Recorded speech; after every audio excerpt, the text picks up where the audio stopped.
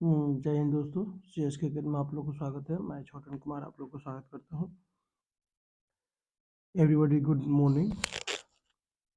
Everybody good morning. आज का जो हमारा टॉपिक है वह है साइंस का टॉपिक। किसका टॉपिक है दोस्त? साइंस का। और साइंस का जो है विज्ञान का, इसमें हम लोग को 5 नंबर वाला, 6 नंबर वाला और 5 नंबर वाला तीनों क्वेश्चन को कवर करने वाले हैं। यानी कि इस वीडियो में 10 को क्वेश्चन आप लोग को बताएंगे, जिसमें से आप लोग को 20 नंबर तो आ ही जाएगा। 10 को क्वेश्चन कवर करने वाले साइंस के, और इसमें से 20 नंबर पक्का आ जाएगा। कैसे 20 नंबर आ जाएगा देखिएगा। ओम के नियम 6 नंबर में आता है। मादा जननांग 5 नंबर में आता है। रासायनिक समकरण को विरंजक चूर्ण आपका 5 नंबर में आता है। तो 16 नंबर तो ये हो गया। तो उसके बाद 2 नंबर या इसमें से लास्ट में दे रहे हैं वही आएगा, तो आपका 20 नंबर ये कंप्लीट हो जाएगा। तो अच्छा कितना हो गया? 20 नंबर मिल जाएगा। सिर्फ इस वीडियो से 20 नंबर मिल जाएगा। सबको मकर संक्रांति का बहुत बहुत बधाई। चलिए दोस्त, तो यहाँ पे हम लोग शुरू करते हैं। सब कोई नहाए धोआए, छू के दान करे, लाइक है। ये पहला टॉपिक है। यहाँ पर जितने भी लोग देख रहे हैं वीडियो को लाइक कर लीजिए, चैनल को सब्सक्राइब कर लें, शेयर कर लें, शेयर करना ना भूलें। शुरू करें बाबू। चलिए दोस्त शुरू करते हैं। पहला क्वेश्चन है, ओम के नियम क्या है? ओम के नियम को लिखें एवं इसको सत्यापन करें। देखिए ओम के नियम है। ओम क्या है? जर्मन भौतिक वैज्ञानिक जॉर्ज साइमन ओम ने, पूरा नाम था जॉर्ज साइमन ओम, 1828 ईस्वी में एक नियम का प्रतिपादन किया जिसे ओम के नियम कहते हैं। इसके नियम के अनुसार आपको एग्जाम में लिखना कैसे है, 6 में 6 लाने के लिए जैसे बोल रहे हैं ऐसे ही लिखना है। अचर ताप पर, अचर मतलब निश्चित होता है, ताप पर किसी चालक से प्रवाहित होने वाले विद्युत धारा चालक के सिरों के बीच के विभवांतर के सीधा क्या होता है? समानुपाती होता है। विभवांतर भी है, विद्युत धारा आई है, तो इसका संबंध क्या हो जाता है? भी समानुपाती आई। यहाँ पे दिया हुआ है भी समानुपाती, भी समानुपाती आई, या भी बराबर आई आर भी होता है। तो आई बराबर क्या हो जाएगा? भी बटा आर। यह 1 नंबर में हर साल आता है। भी समानुपाती आई क्या है? तो ओम के नियम है, या ओम के नियम से इसमें से कौन सा है? तो भी बराबर आई आर। तो आर इधर, आर जो है इधर गुना में है, इधर आएगा तो भागा में आ जाएगा। तो भी बराबर आई आर, या आर बराबर भी बटा आई, भी बटा आर हो जाएगा। आई बराबर, जहाँ आर क्या है? प्रतिरोध है। विद्युत धारा का विरोध जो करता है उसे प्रतिरोध कहते हैं। ओम के नियम को लिखे, अगर इतना आएगा तो इतना लिख दीजिएगा, आपको 2 नंबर मिलेगा। 6 नंबर में आता है तो सत्यापन करने के लिए करता है। तो सत्यापन करने के लिए देखिए क्या होता है यहाँ पे। ओम के नियम को प्रयोग द्वारा सत्यापन करने के लिए चालक, तार एमीटर, वोल्ट मीटर, दाब कुंजी, बैटरी, यह सबको क्या करते हैं? सजा दिया जाता है। देखिए यहाँ पे प्रतिरोध से प्रतिरोध है, एम्पियर है, एमीटर है, वोल्ट मीटर है, बैटरी है, प्लग है, श्रेणी क्रम में जोड़ दिया जाता है। और वोल्ट मीटर को समानांतर क्रम में जोड़ा जाता है। यह सब वोल्ट मीटर इसको समानांतर क्रम में जोड़ दिया गया। इस फिगर को देख लीजिएगा ध्यान से। अब क्या करते हैं? स्विच दबाकर इसमें धारा प्रवाहित करते हैं। स्विच दबाकर इसमें क्या करते हैं दोस्त? धारा प्रवाहित करते हैं। धारा प्रवाहित करते हैं।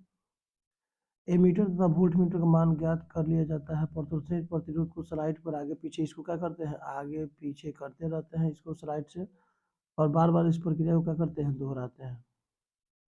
दोहराने के बाद अलग अलग स्थितियों में एमीटर का मान, वोल्ट मीटर का मान क्या करते हैं? लिख लेते हैं। और इनमें मान को देखने पर यह पता चलता है कि जब विभवांतर दुगुना हो रहा था तो विद्युत विभवांतर, जब देखिएगा, जब विभवांतर दुगुना हो रहा था तो धारा का मान भी दुगुना हो रहा था। यानी विभवांतर बराबर 4 तो धारा बराबर क्या हो रहा था? 4।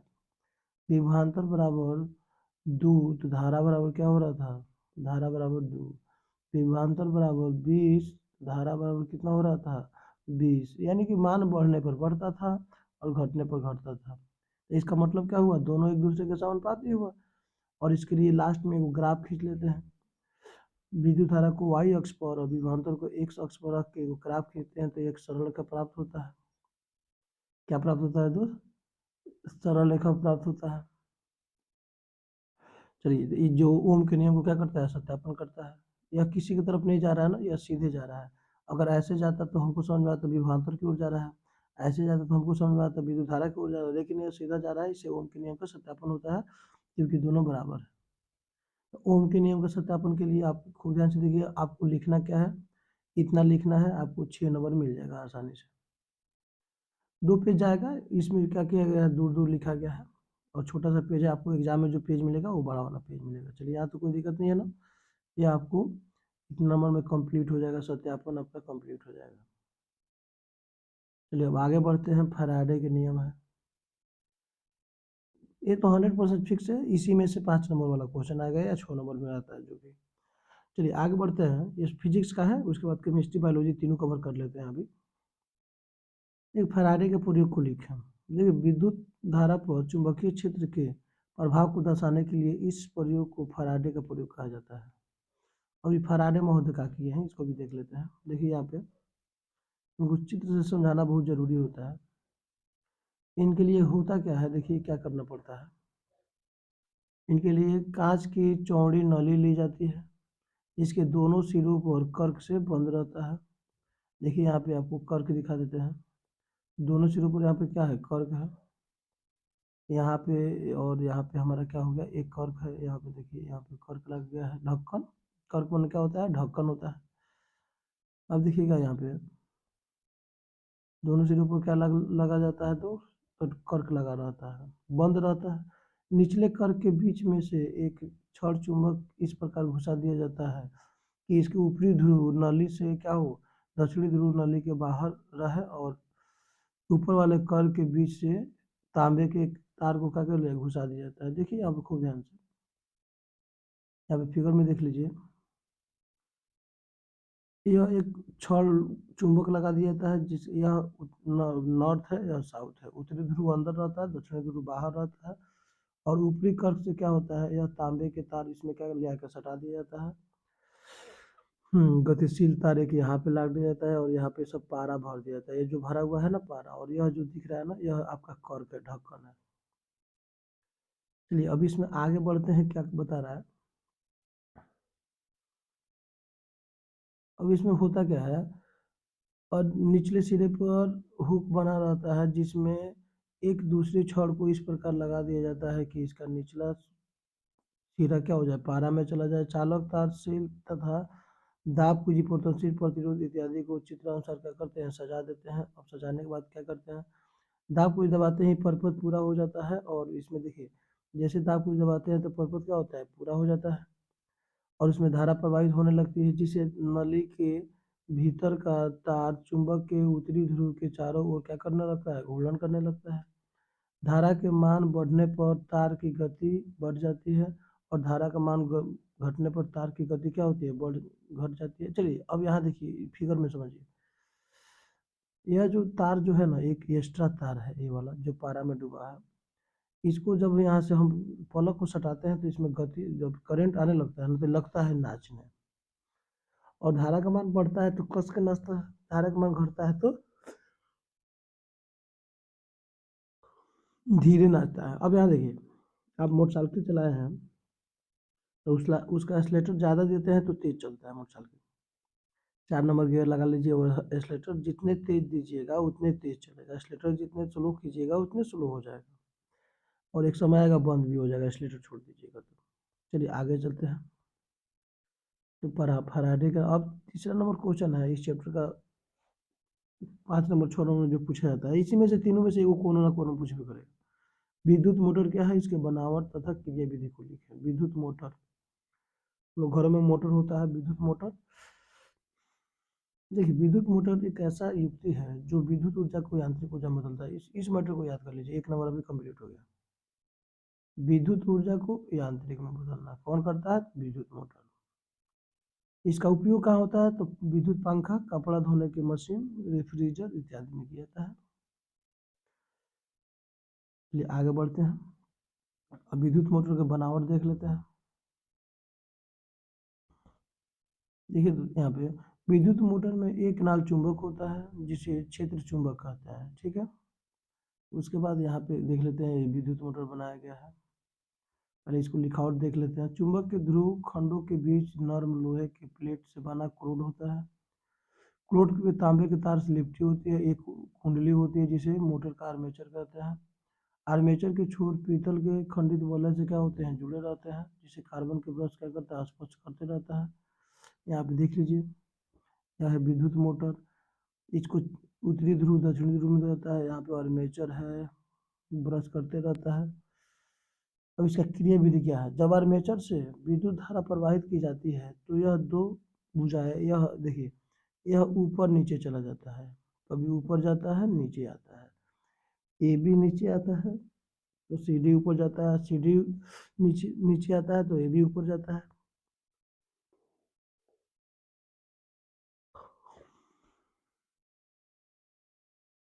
उसके बाद देखिए यहाँ पे क्या होता है, यह प्रक्रिया क्या होता है, चलते रहता है, सी डी भुजा ए बी भुजा नीचे ऊपर होते रहता है।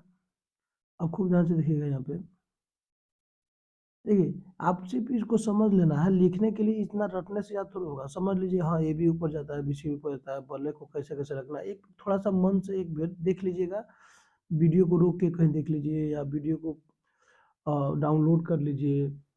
देखिए सबको वीडियो को शेयर कर लीजिए, एवरीबॉडी जितने लोग जुड़े हैं वीडियो को शेयर कर लीजिए, वीडियो को लाइक कर लीजिए। बिहार में मकर संक्रांति है तो आप लोग जाइए लाइव भुजा आराम से खाइए, आप लोगों को तो लाइव भुजा एग्जाम का रिजल्ट लाएगा। ये हो गया ना। अब उसके बाद देखिएगा यहाँ पे एक ही दिशा में घूमते रहता आर्मेचर, यही इसके क्या होता है, मोटर, इसे एसी मोटर भी कहते हैं। तो इसको मेन मेन टॉपिक समझ लीजिए। यह फिगर है, फिगर बनाना आपको आना चाहिए। क्रिया विधि है, ये आर्मेचर है, जो भी देख यहाँ पे देख दे दिया गया है। लिखना आपको यही चाहिए, मेरा मेन मतलब है आपको लिखने के लिए बताना। यह क्वेश्चन आएगा अगर 5 से 6 नंबर में तो लिखना आपको ही चाहिए, आपको लिखना ऐसा ही है। चलिए आगे बढ़ते हैं दोस्त, एसी और डीसी में अंतर लिखना है। एसी और डीसी में क्या लिखना है दोस्त, अंतर लिखना है। एसी का मतलब होता है अल्टरनेटिंग करंट, अल्टरनेटिंग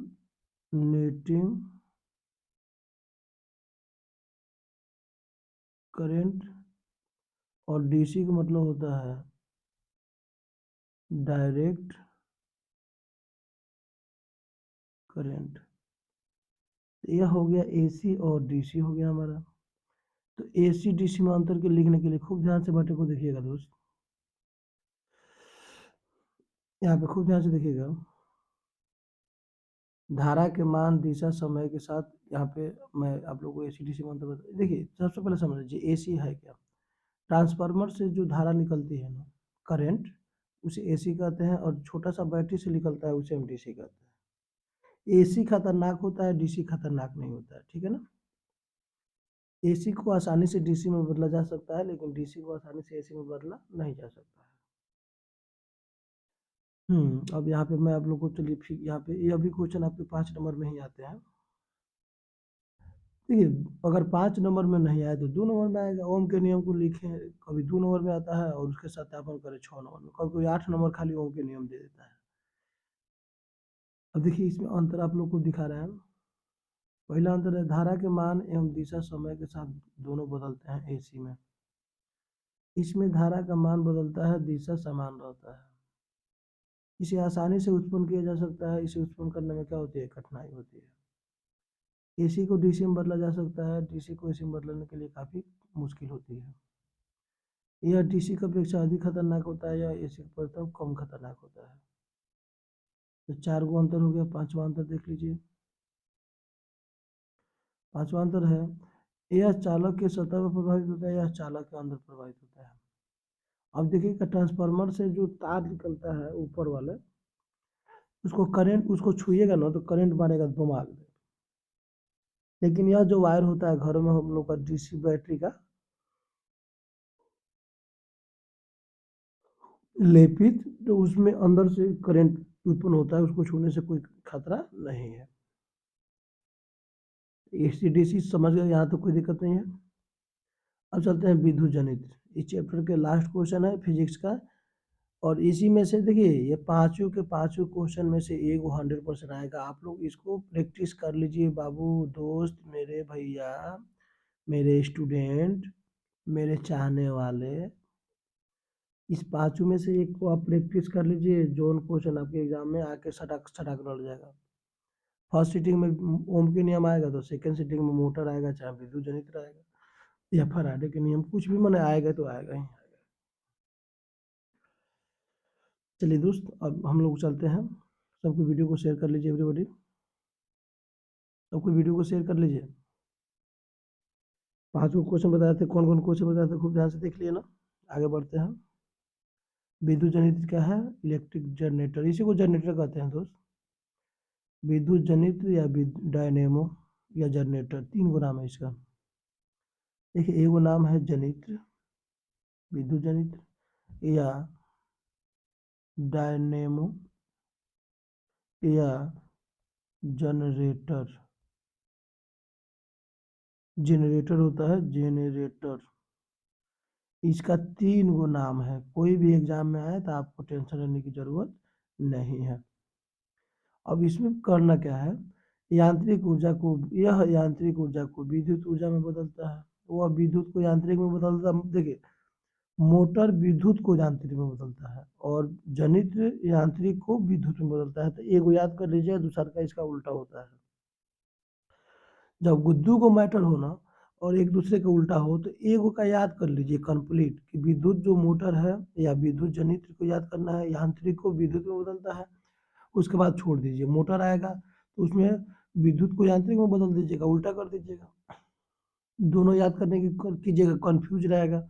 और कंफ्यूज एक याद कर लीजिए ना, क्या मतलब है एक याद करने में, एक को याद रखिए कौन किसको बदलता है। तो विद्युत जनित्र जो है यांत्रिक ऊर्जा को विद्युत ऊर्जा में बदलता है। चलिए अब इसमें आगे बढ़ते हैं हम लोग। और यह चुंबकीय प्रेरण के सिद्धांत पर क्या करता है, कार्य करता है।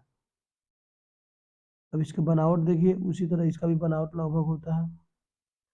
इसमें एक सरतारी नामक चुंबक होता है जिसे क्षेत्र चुंबक कहते हैं। क्षेत्र चुंबक के ध्रुव के बीच क्षैतिज अक्ष पर घूर्णन करने वाली एक कुंडली होती है जिसे आर्मेचर कहते हैं। आर्मेचर को सेम उसी इसी तरह बनावट होता है, इसको देख लीजिएगा यहाँ पे। बस थोड़ा सा इसमें दो यहाँ पे चक्की, यहाँ पे देखिएगा घूर्णन करते रहता है, R1 R2 बल है। यह भी देखिएगा सेम विद्युत मोटर की तरह है, इसमें बॉल भी लग गया है। क्रिया विधि इसको भी सेम कंडीशन वही होता है। जनरेटर देखें, और जब स्टार्ट करता है ठक ठक ठक स्टार्ट हो जाता है। आपको लिखना कैसे है, अगर 6 में 6, 5 में 5 नंबर लाना है तो लिखना ऐसा ही पड़ेगा। देख लीजिए, आप लोग क्या कीजिएगा, विद्युत जनित्र लिख के डैश दीजिएगा और इसको लिखिएगा, ठीक है। और जब हो जाएगा तो बनावट लिख के डैश देके इसको लिखिएगा। उसके बाद बनावट हो जाएगा तो फिगर बनाइएगा, उसके बाद नीचे लिखिएगा क्रिया विधि वर्किंग, नीचे लिखिएगा क्रिया विधि। अब क्रिया विधि इतना हमारा हो जाएगा। इसी में से एसी को डीसी नीचे जाता है, जब इसको भी चालू करते हैं तो यहाँ पे फिगर में देखिए इसका क्रिया विधि में क्या होता है। यह जो होता है नीचे, यह ऊपर चला जाता है, फिर ऊपर वाला नीचे आता है। इस प्रक्रिया को हम लोग क्या करते हैं, बार बार भी करते हैं। और इससे हम क्या करते हैं, देखिए इसका उपयोग कहाँ किया जाता है दोस्त, जनरेटर का कंपनी में किया जाता है, लाइट जलाने में किया जाता है, गाँव में घरों में प्रयोग इसका आसानी से हो सकता है। देखिए अगर टेंट उंट डीजे उजे रहता है, सरस्वती पूजा विसर्जन होगा तो जनरेटर रखबे करी, कहते हैं ना चालू कर जनरेटर, इसे इंजॉय करता है सब। चलिए, तो फिजिक्स का क्वेश्चन हमारा कंप्लीट हो गया। इसमें देखिए एक एक चीज को पढ़ेंगे ना, आप एक बार वीडियो को देख लीजिएगा, एक एक चीज को यहाँ पे देख लीजिएगा। सीढ़ी नीचे जाता है ऊपर जाता है, डीसी का हो जाएगी। और दूसरे अर्धचालक में, अर्धचालक में आधा होता है, मैटर को समझिएगा। यहाँ पे आप वीडियो को रोक के यहाँ पे देख लीजिएगा, कहीं आपको डाउट नहीं होगी। लिखना है सही है, अधिकतर बच्चों को लोगों को तो लिखना आता ही है, बस कैसे लिखेंगे यह प्रॉब्लम है। तो यहाँ पे वीडियो में बता दिया गया है, आप लोगों को कहीं दिक्कत लेने की आवश्यकता नहीं है। और क्वेश्चन पर ध्यान दीजिए, कौन कौन क्वेश्चन बता रहे हैं, यही क्वेश्चन आपके एग्जाम में आएगा। धातु लोहा के निष्कर्षण अपवात भट्टी में कैसे करेंगे, ये भी केमिस्ट्री का 5 नंबर क्वेश्चन है, ठीक है ना। तो इसमें से मैं आप लोग को लिए केमिस्ट्री से 2 से 3 क्वेश्चन लेके आया हूँ। इसमें से एक क्वेश्चन आप लोग को 5 नंबर में 100% लड़ जाएगा। 5 नंबर में 100% क्या हो जाएगा, लड़ जाएगा, फिक्स है, नया का सवाल नहीं पैदा हो सकता है। सबको वीडियो को शेयर कर लीजिए, चैनल को सब्सक्राइब कर लीजिए, वीडियो को लाइक कीजिए और शेयर कीजिए एवरीबॉडी। सबको वीडियो को शेयर करो। सब लाइक आ रहा है ना, कैसे शेयर करेगा। चलिए, क्वेश्चन है, लोहा का संकेत Fe होता है और परमाणु संख्या 26 होता है। यह 1 नंबर कंप्लीट हो गया। पूछता है लोहा धातु प्राकृतिक में मुक्त अवस्था में नहीं पाया जाता है। मुक्त अवस्था का मतलब होता है कि यह जंग के साथ रहता है, मतलब इनमें अनेक प्रकार के और पदार्थ मिले रहते हैं। इसके प्रमुख अयस्क है हेमेटाइट, मैग्नेटाइट। कभी क्वेश्चन एग्जाम में आता है हेमेटाइट किसका अयस्क है, तो लोहा का कि एल्युमिनियम का, तो लोहा का।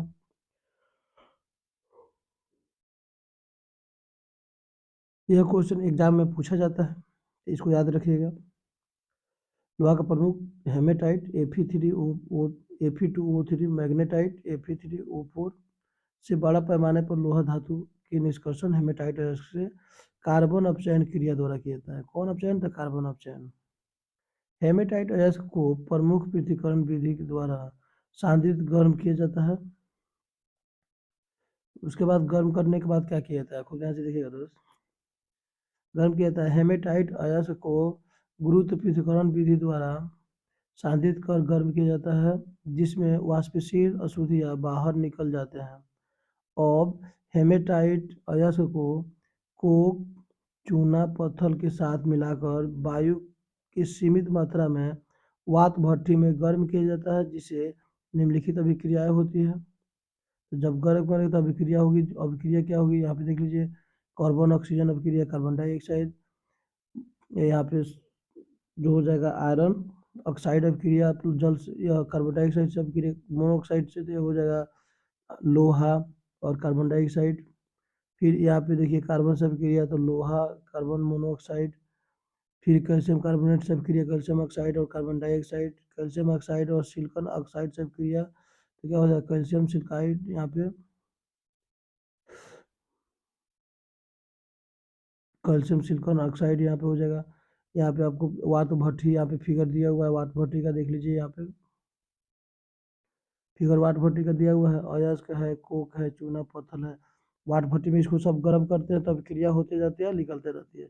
इसको देख लीजिएगा, टेम्परेचर यहाँ पे 1400 है। टेम्परेचर जितने नीचे आइएगा बढ़ते चला जाएगा। और लास्ट में क्या हो जाएगा, धातु मॉल यहाँ पे सब यहीं पे क्या हो जाएगा, यह जो दिख रहा है ना बूंदा बूंदा, यह लोहा जाके बच जाएगा। अब इस लोहे को आकार अपना दे दीजिए। एक बात बताइए, पानी जो होता है ना, यह मान लीजिए टंकी है, ठीक है। इसमें हमने कोई भी चीज़ को गला दिया, तो गलाने के बाद वो लिक्विड अवस्था में होता है। तो जब लिक्विड अवस्था को हम जो भी आकार देना चाहें, आसानी से आकार दिया जा सकता है। लिक्विड अवस्था को जो भी आकार देना चाहेंगे, हम आसानी से आकार क्या कर सकते हैं, दे सकते हैं। जैसे देखिए लोहे का रिंच बनता है ना, तो उसका खांचा तैयार रहता है, ठीक है। ऐसे क्या रहता है, इसका खांचा तैयार रहता है इसे, और इसी में इसको गला के डाल दिया जाता है। बालू में खांचा रहता है, उसका साँचा बनाया जाता है। उसके बाद वो सूख जाता है, कुछ देर के बाद उसको निकाल लिया जाता है। वो हमारा क्या हो गया, लोहा का कंप्लीट हो गया। तो क्वेश्चन पे इस पे ध्यान देते रहिएगा। कार्बन इसको फिगर को बनाने का एकदम बना लीजिएगा, 2 में 3 में बनाइएगा, प्रैक्टिस हो जाएगा आपका।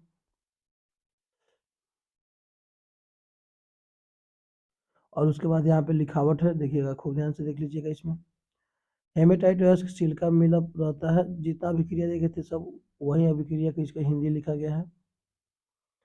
उसके बाद है पिघली हुई लोहा भट्ठी के निचले सतह में, अभी बताया है ना, निचले सतह में क्या हो गया, जमा हो जाती है, जिसे हम ढालवा लोहा कहते हैं। देखिए पिघले हुए लोहा को ढालवा लोहा कहते हैं। ढालवा लोहा फिर क्वेश्चन एग्जाम में आता है, ढालवा लोहा क्या है। ढालवा लोहा जो होता है अस्थाई लोहा है। क्या है दोस्त, तो अस्थाई, ठीक है। अस्थाई कैसे है, क्योंकि उसका कोई आकार नहीं दिया गया है, तो हम जब चाहे जब उसका आकार में परिवर्तन कर सकते हैं। ढालवा लोहा का आकार में हम जब चाहे जब क्या कर सकते हैं, तो उसका परिवर्तन परिवर्तन कर सकते हैं। लेकिन उस लोहा के जब हम रॉड बना देंगे तो वो अस्थाई हो जाएगा, उसको अब कोई परिवर्तन करने की आवश्यकता नहीं है। चलिए आगे बढ़ते हैं यहाँ पे।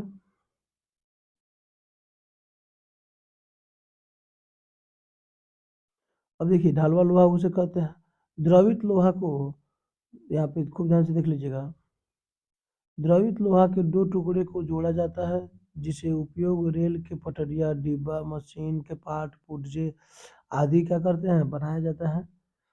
अब देखिए इस अभिक्रिया में, में यह एक ऊष्माक्षेपी विस्थापन अभिक्रिया। विस्थापन मतलब दूसरे को हटा के, ऊष्माक्षेपी मतलब ऊष्मा का निर्माण इसमें होता है। ये हो गया ना।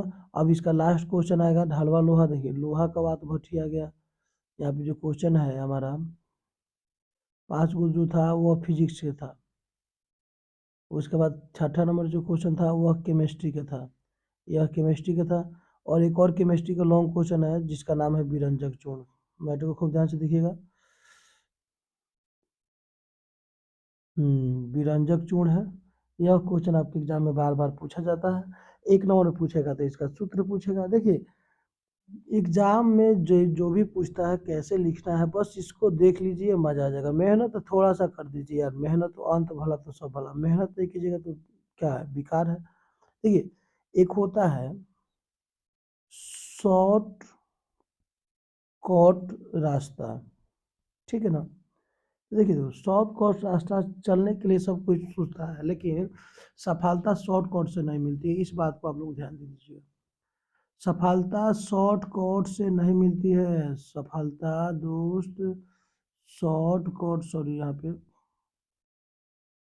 सफलता जो है वह शॉर्ट कट से नहीं मिलती है। शॉर्ट कट सफलता मेहनत से मिलती है और मैटर को पढ़ने करने और समझने से मिलती है।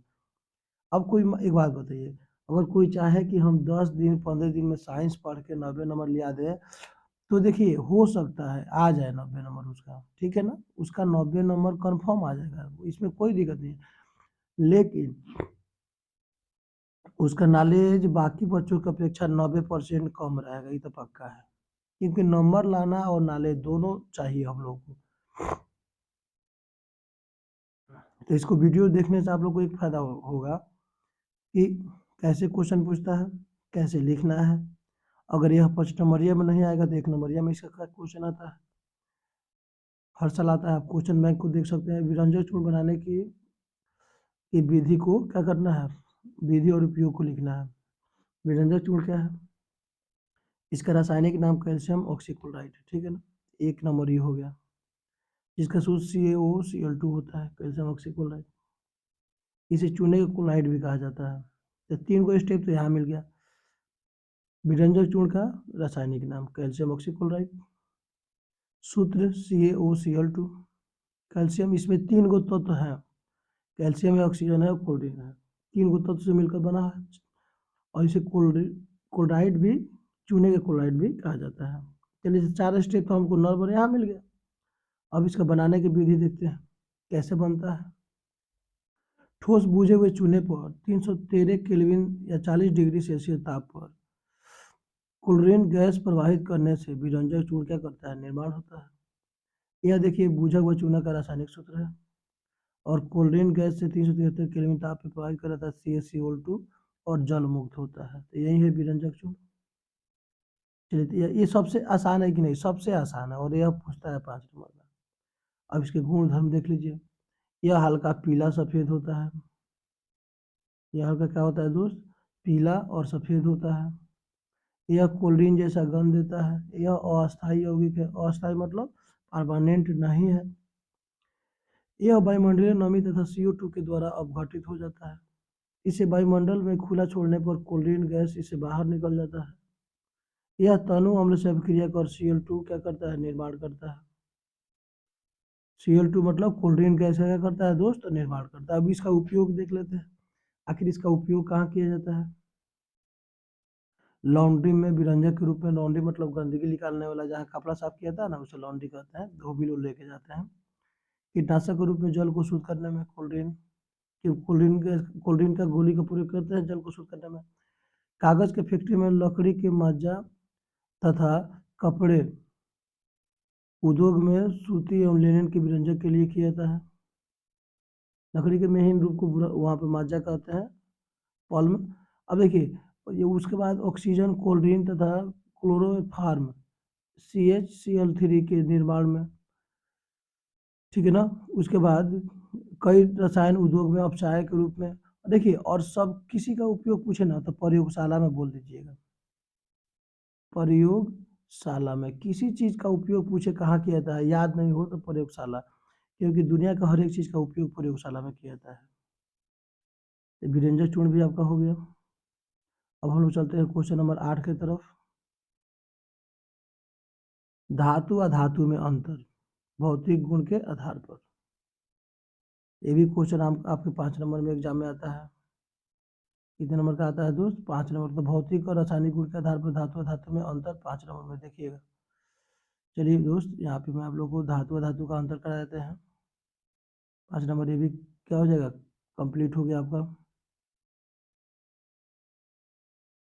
देखिए, धातुएं चमकदार होती है, अधातुएं चमकदार नहीं होती है। आपको बाद में हो जाएगा आयोडीन ग्रेफाइट। ग्रेफाइट देखे ना भाई, ग्रेफाइट पेंसिल जो चलता है ना, अंदर वाला करिक्का पेंसिल का, ऊपर वाला तो लकड़ी हो गया, भीतर वाला ग्रेफाइट होता है, वो चमकदार होता है, लेकिन वह धातुएं अपवाद में होता है। धातुएं आघातवर्ध एवं तन्य होती है, लेकिन अधातुएं आघातवर्ध और भंगुर तन्य नहीं होती है, मतलब भंगुर होती है। आघातवर्ध मतलब सोने को पतला से पतला बनाया जा सकता है, लेकिन धातु को पतला बनाएंगे तो टूट जाएगा। ठीक है, तो दूसरा स्टेप हो गया हमारा। तीसरा स्टेप, यह विद्युत तथा ऊष्मा के सुचालक होते हैं। अपवाद में शीशा आएगा, यह कुचालक होते हैं। सुचालक मतलब होता है उष्मा और विद्युत आसानी से जा सके, और कुचालक मतलब नहीं जा सके। ग्रेफाइट अपवाद में इसमें आता है, अपवाद को याद रखिएगा। इसमें शीशा को याद रखिएगा। धातु है लेकिन इससे उष्मा और विद्युत नहीं जाता है। यह ठोस होते हैं, अपवाद में पारा। यह द्रव होते हैं, यह गैस ठोस और गैस होते हैं, अपवाद में ब्रोमीन। ब्रोमीन द्रव है, यहाँ पे पारा द्रव है। यह क्वेश्चन 1 नंबर में हर साल पूछता है। कमरे के ताप पर कौन से धातु द्रव अवस्था में पाया जाता है? तो पारा। और कौन से अधातु द्रव अवस्था में पाया जाता है? तो ब्रोमीन। इसका गलनांक एवं कथनांक उच्च होते हैं, इसका गलनांक और कथनांक निम्न होते हैं। चलिए, तो ये हो गया भौतिक गुण के आधार पर अंतर हो गया। जो जो टिक कर रहे हैं उसको आप लोग याद कर लीजिएगा, जिसको गोला लगा रहे हैं बस इसको एक मिनट देख लीजिएगा। अब हमको पढ़ना है रासायनिक गुण के आधार पर। तो रासायनिक गुण के आधार पर देखिएगा यहाँ पे, रासायनिक गुण के आधार पर धातु और धातु में अंतर क्या है देख लीजिएगा। एक ही धातु हो गया या धातु, यह विद्युत धनात्मक होते हैं क्योंकि यह इलेक्ट्रॉन देते हैं। क्यों देते हैं, इसका रीजन है क्योंकि सोडियम की परमाणु संख्या 11 है और 10 पर अस्थाई है। 2 8 कर लेगा, एक क्या करेगा, दे देगा। एक देगा तो 1+, 2 को देगा तो 2+। अधातु ऋणात्मक होती है, ऑक्सीजन क्लोरीन सल्फर यह सब लेने का काम करता है, इसलिए ऋणात्मक होता है। तो यहाँ तो कोई दिक्कत नहीं होनी चाहिए आप लोगों को। अब आगे बढ़ते हैं क्वेश्चन नंबर 3। यहाँ पे इसी में एक हो गया हमारा, 2। यहाँ पे धातुएं ऑक्सीजन के साथ अपक्रिया करके क्षारीय धातु का ऑक्साइड, मतलब धातु के ऑक्साइड क्षारीय होते हैं, अधातु के ऑक्साइड अम्लीय होते हैं। सीधा सीधा समझिए, धातु कड़वा होता है, अधातु के ऑक्साइड खट्टे होते हैं, अम्लीय टाइप के होते हैं।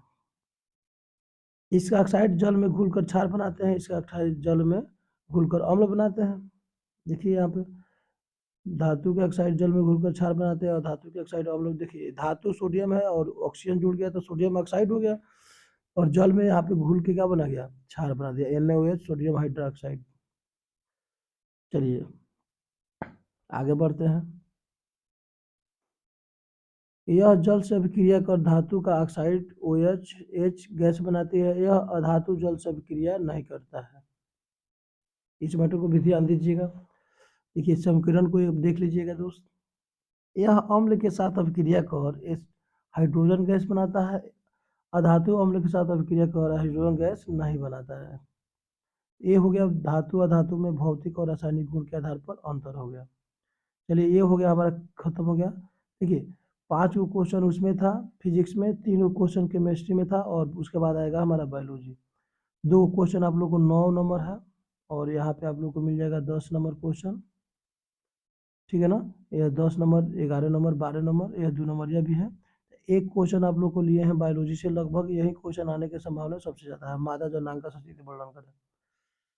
ठीक है, मादा जनांग का सचित्र वर्णन करें। तो यहाँ देखिए मादा जनांग यहाँ बना दिया गया है। इसको मैं फिगर को आपको समझा देता हूँ, इतना पूछता है कभी कभी 5 नंबर में। देखिए दोस्त, यह होता है फंडस, यह होता है गर्भाशय, यहाँ पे गर्भाशय होता है। यह ओवरी बनता है अंडाशय। ठीक है ना, यह भी क्या होता है, अंडाशय ओवरी बनता है, गर्भाशय। यह होता है ग्रीवा होता है, यहाँ पे ग्रीवा होता है, यहाँ पे योनि होता है। यहाँ से क्या होता है, मूत्र बाहर आता है या मूत्र बाहर जाता है, यह योनि होता है। शुक्राणु यहाँ से प्रवेश करते हैं और यहाँ पे आके अपना क्या करते हैं, फर्टिलाइजेशन काम करते हैं, और यहाँ पे होता है गर्भाशय यूट्रस। इसी में क्या होके आके बच्चे का ठहराव होता है। ठीक है ना। तो इसको देख लीजिएगा, फिगर में कोई दिक्कत दम नहीं है। फिगर बनाने के लिए आप सिंपल ऐसे प्रयोग भी कर सकते हैं। फिगर बनाने के लिए देखिए, मैं आप लोगों को फिगर बना के समझाता हूँ। आप लोग ऐसे कर दीजिएगा, 1 मिनट। देखिए, ऐसे करके और ऐसे करके, और यहाँ से हमारा क्या होगा, ऐसे हो जाता है, ये हो जाता है हमारा। उसके बाद यह हमारा क्या होता है, हो जाता है, ऐसे फिगर बन जाता है। और यह हमारा क्या होता है, यहाँ पे कंप्लीटली हो जाता है। यूट्रस योनि, अब देखिए इसका जो भाग है, इसको भाग खाली देख लीजिए।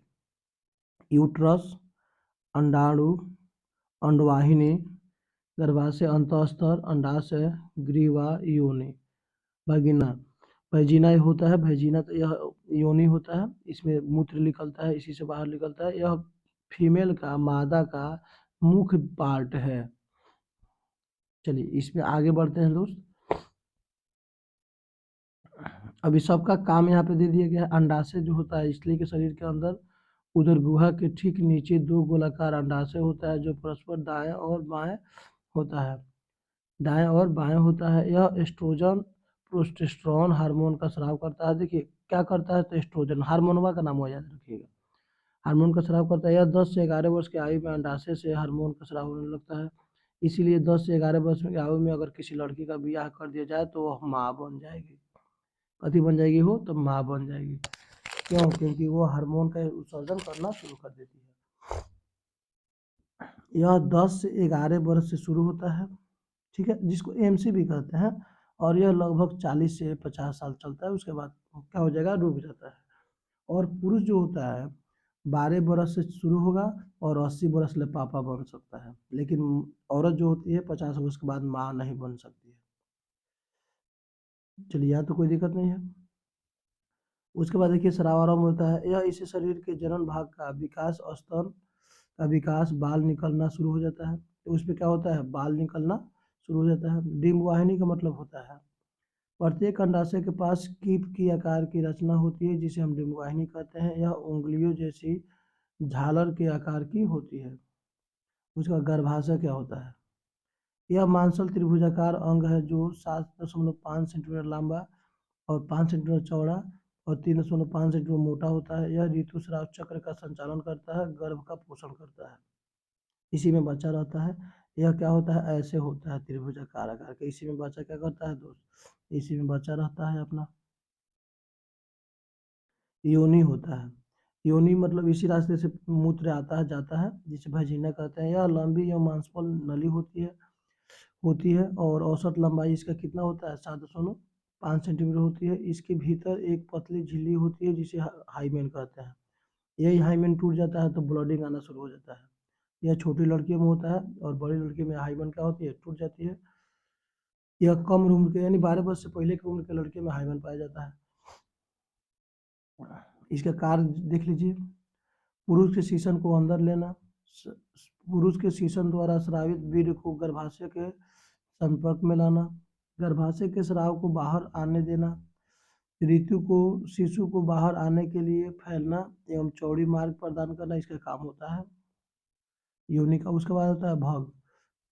योनि के बाहर की ओर एक छिद्र द्वारा खुलती है, जिसे हम योनि का द्वार कहते हैं। इस छिद्र के ऊपर एक छोटा अन्य छिद्र होता है जिसे मूत्र द्वार कहते हैं, और इन द्वारों के आसपास के भाग को भग कहते हैं।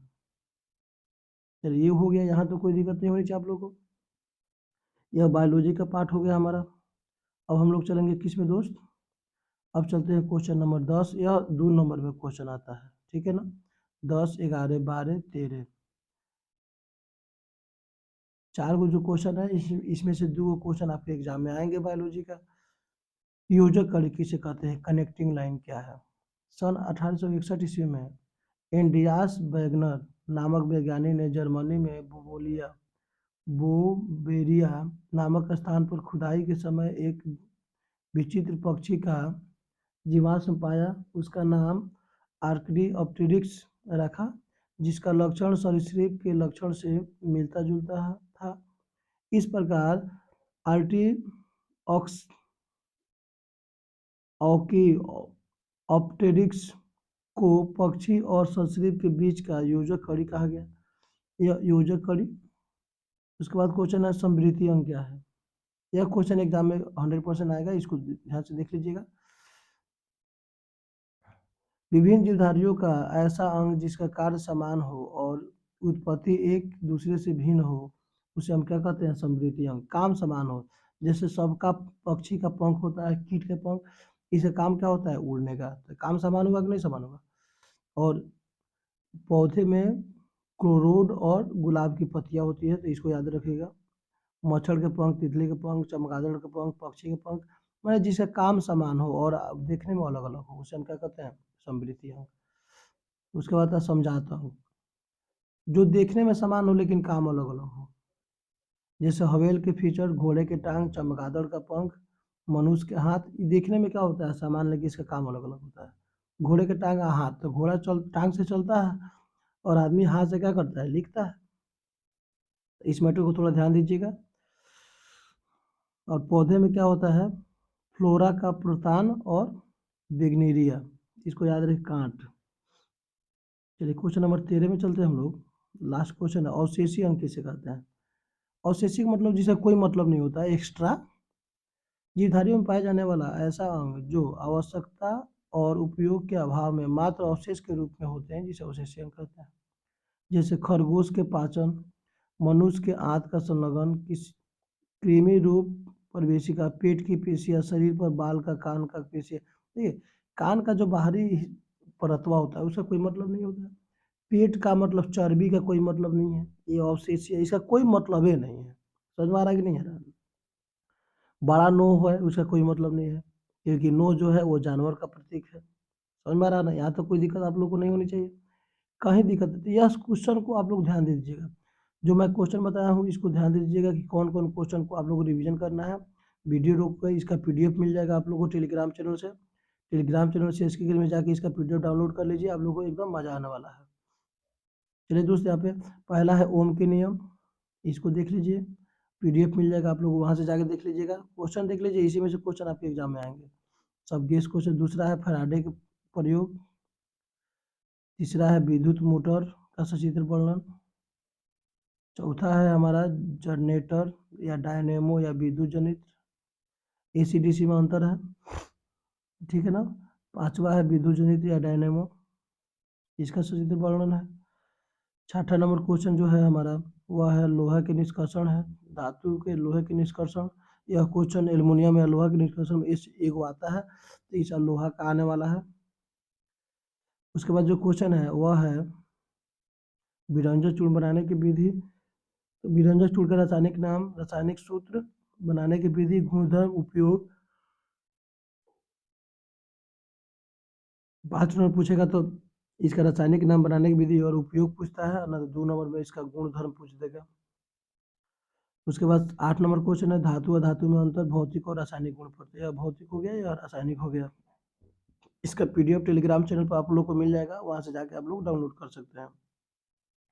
टेलीग्राम चैनल है CSK Academy, जिसका लिंक इस वीडियो के डिस्क्रिप्शन में दिया हुआ है, इस वीडियो के डिस्क्रिप्शन में। उसके बाद बायोलॉजी से मादा जननांग, मादा जननांग के बारे में पूरा डीप जानकारी यहाँ पे दे दिया गया है। उसके बाद है योजक कड़ी, समृद्धि अंग, समझाता अंग और अवशेषी अंग, जिसका कोई काम नहीं होता है। इस प्रकार ये हमारा क्या हो गया, कंप्लीट हो गया। चलिए, यहाँ तो कोई दिक्कत नहीं होनी चाहिए। Bye, goodbye, thank you.